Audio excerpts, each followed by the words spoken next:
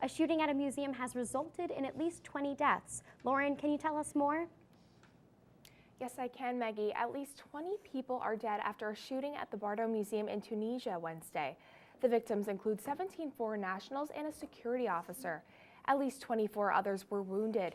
Tunisian Prime Minister Habib Essed said the attack was a cowardly terrorist operation against tourists. The gunmen, dressed in military fatigues, shot at tourists as they were getting off their bus to enter the museum. Attackers took some people hostage inside the museum until police arrived on the scene. 2 of the attackers were killed in a gunfight with police. Tunisian authorities are currently hunting others involved. An Israeli Prime Minister Benjamin Netanyahu declared victory in Tuesday's elections after a last-minute policy change. The Prime Minister appealed to right-wing voters by calling off his commitment to negotiating a Palestinian state just days before the election. After almost all the votes were counted on Wednesday, the Prime Minister's Likud party won at least 29 seats in parliament, while his main rival, the Zionist Union Party, won 24. The Zionist Union Party has been leading in opinion polls in the weeks prior to the election. The White House has indicated that Netanyahu's dramatic re-election will cause further setbacks to Middle East peace agreements. And Illinois Representative Aaron Schock resigned Tuesday after reports he used taxpayer money to fund personal luxuries. The Office of Congressional Ethics began an investigation into Schock's spending after a report surfaced that he spent $40,000 to decorate his office, inspired by Downton Abbey.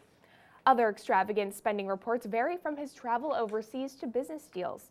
The 33-year-old congressman raised eyebrows in 2011 when he appeared shirtless on the cover of Men's Health.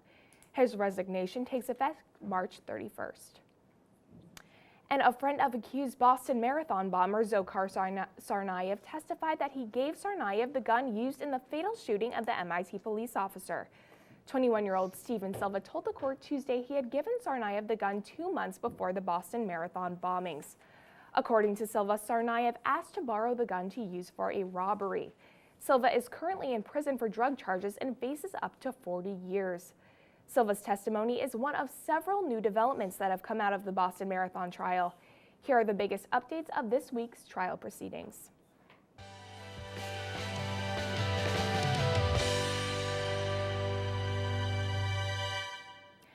A DNA expert testified Wednesday that the blood of MIT police officer was found on the gloves inside of Dzhokhar Tsarnaev's car after the murder.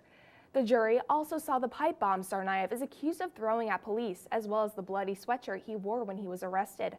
A Watertown resident recollected the horrifying moment he realized Tsarnaev was hiding underneath the boat in his backyard.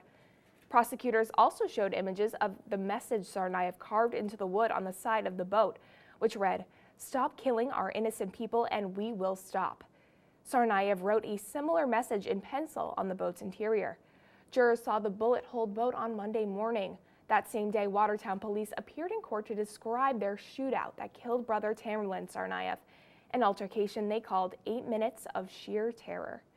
With these huge developments, the prosecution is expected to wrap their case against Tsarnaev sometime next week. Those are all the updates I have for you today. Back to Logan and Maggie at the desk.